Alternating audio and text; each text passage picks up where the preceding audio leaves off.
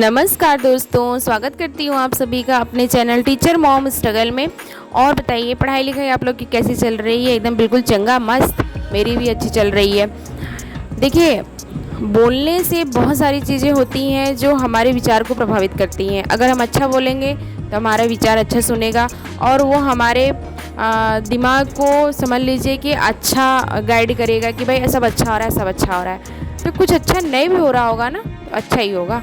मैं आप सभी जान रहे हैं कि जॉब प्रेशर है, बहुत सारी चीज़ें हैं, तो पढ़ाई कंटिन्यू कर पाना उतनी देर तक नामुमकिन रहता है। कभी कभी पढ़ाई नहीं भी हो पाती है, लेकिन इससे डिमोटिवेट होकर हम करेंगे क्या?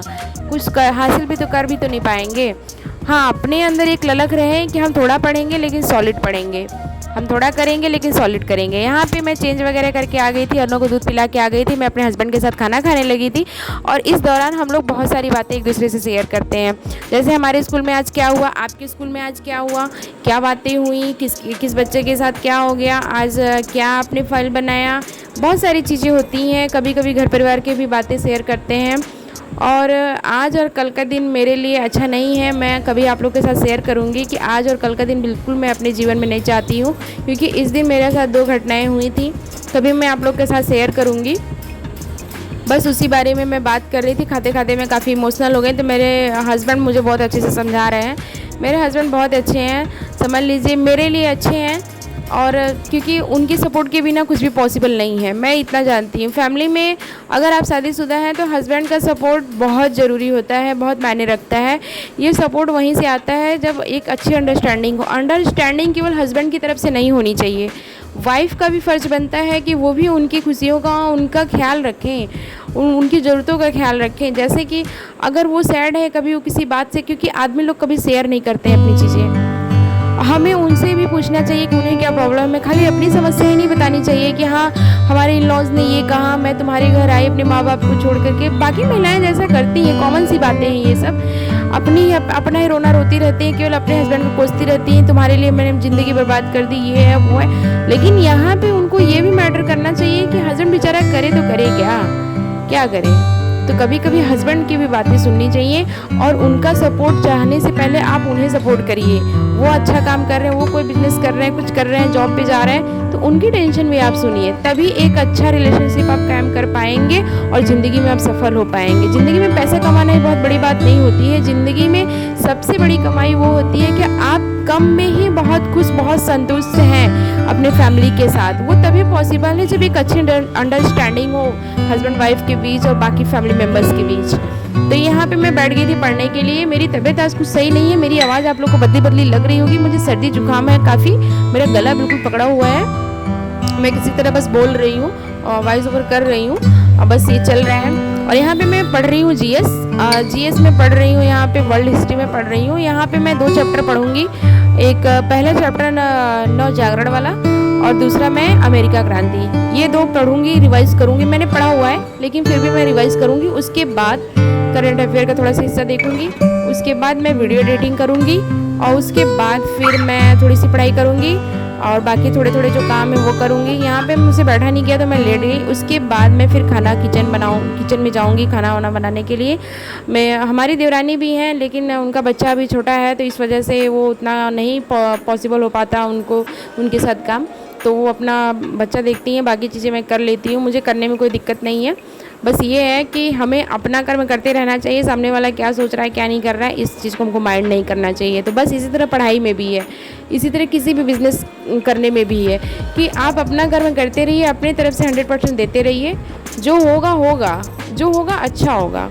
और हमेशा अच्छा बोलने का प्रयास करिए और हमेशा अपने मन को थोड़ा शांत रखने का कोशिश करिए। अगर आप डिमोटिवेट हो रहे हैं चीज़ों को लेकर के, किसी ने मुझे कमेंट में कहा था कि वैकेंसी नहीं आ रही है, मैं बहुत डिमोटिवेट हूँ। तो देखिए, डिमोटिवेट होकर आप करेंगी क्या? बहुत होगा, आप रोएंगी अकेले में, क्योंकि ये जो दुख होता है ना वो सबके साथ बैठ के नहीं रोया जाता, वो अकेले में तकलीफ़ होती है, अकेले में वो चीज़ फील होता है, काफ़ी अच्छे से फील होता है। तो इस चीज़ को इग्नोर करिए, आप डिमोटिवेट बिल्कुल मत होइए। मोटिवेशन के साथ आप किसी एक जॉब के पीछे मत पड़िए, आप किसी एक लक्ष्य को प्राप्त करने के लिए आप परेशान न होइए। आप हमेशा 2 या 3 चीज़ें लेके चलिए। अगर ये नहीं किया तो ये कर लूँगी, अगर ये नहीं किया, रास्ते देखिए बहुत सारे हैं, बस खोजने की ज़रूरत है। अगर यूपी में वैकेंसी नहीं आ रही है तो बाकी जगह वैकेंसीज़ आ रही हैं। आपको बस चाहिए कि आप उस चीज़ पे फोकस रहिए और उन सब चीज़ों को आप करिए। देखिए, इस समय बिहार वाला आ रहा था, जो पेपर रद्द हो गया था, उसका एग्ज़ाम होने वाला है। आई थिंक 10 जून को होने वाला है क्या, उसका एग्ज़ाम होने वाला है। उसके अलावा भी दिल्ली DSSB का भी फॉर्म आने वाला है, वो है। इसके अलावा भी बहुत सारा होता है। आर्मी वाला भी आर्मी स्कूल का भी वैकेंसी आता रहता है हमेशा, KVS का भी आता रहता है। लेकिन देखिए, उसमें आपको कंपटीशन करना है, असली कंपटीशन, मतलब आपको अच्छे लोगों के साथ कंपटीशन करना है। वो लोग जो 6 घंटे 7 घंटे पढ़ रहे हैं, अगर आपकी पढ़ाई 4 घंटे ही हो रही है तो आप 4 घंटे का मतलब आप 4 घंटा दीजिए और आप ज़रूर सफल होएंगे। बिल्कुल डिमोटिवेट मत होइए, आप खुद पर भरोसा रखिए आप कि आपका ज़रूर आप बिल्कुल सफल होएंगी। बस ज़रूरत है, अगर आप वैकेंसी के लिए बैठी हुई हैं यूपी में तो फिर दिक्कत होगी। इसके लिए आपको थोड़ा सा, मैंने KVS का भी एग्ज़ाम दिया हुआ है, मेरा प्रीलिम्स क्वालिफाई हो गया था। हालांकि मेरा इंटरव्यू नहीं हुआ, लेकिन मैंने उसके लिए बहुत ज़्यादा एफर्ट भी नहीं लगाया था, वरना मेरा इंटरव्यू में हो जाता। उसके बाद मेरा फिर यहाँ पे सुपर टेट में हो गया था। तो बस ये कभी मत सोचिए कि अगर एक वैकेंसी नहीं है, एक नई चीज़ नहीं है तो आगे में मैं नहीं बढ़ पाऊँगी। आप कोशिश करिए, आप बिहार वाला इस समय दीजिए, अगर देना हो तो। आने वाला आ रहा है वैकेंसी बिहार का, अभी एक वैकेंसी और आएगी, सुनने में आ रहा है। और यहाँ पे मैं बस थोड़े कुछ काम करने लगी थी। और यहाँ पे आप लोगों से मैं एक बात शेयर करना चाहती हूँ कि देखिए फ्रेंड्स, हमेशा शांत रहने का कोशिश करिए, अपने से अंदर को देखिए शांत रखिए। ज़िंदगी में पैसा कमाना ही बहुत बड़ी बात नहीं होती है। हमें अपने रिश्ते को बचाना और अपने कम चीज़ों में संतुष्ट रहना भी हमें एक चीज़ है जो सीखना चाहिए। वरना बहुत ऊंचे पद पे आ कर के भी लोग सुसाइड कर लेते हैं, बहुत ऊंचे पद पे भी जा कर के लोग अपने आप को ख़त्म कर डालते हैं, बाकी अपनी दुनिया ख़त्म कर लेते हैं, अपने रिश्ते नहीं बचा पाते हैं। तो देखिए, अगर हमें एक सफल जीवन जीना है ना, तो हमें बहुत बैलेंस बना के चलना पड़ता है। बैलेंस हर चीज़ में चाहिए हमको। जैसे खाना खाने में बैलेंस हम रखते हैं ना कि हमारा पेट ना ख़राब हो, उसी तरह रिलेशनशिप में भी हमें बैलेंस बनाना पड़ता है कि हमारा रिश्ता ना ख़राब हो। और हमें जॉब में भी बैलेंस बनाना पड़ता है कि बहुत ज़्यादा हम प्रेशर ना लें, जिसकी वजह से हम ये चीज़ हम उस चीज़ को हम सही से निभा ना पाएँ और हम सारे रास्ते जो है गिव अप कर दें और अपने लिए सारे रास्ते बंद कर दें। तो ऐसा हमें बिल्कुल नहीं करना है। हमें एकदम मोटिवेशन के साथ रहना है।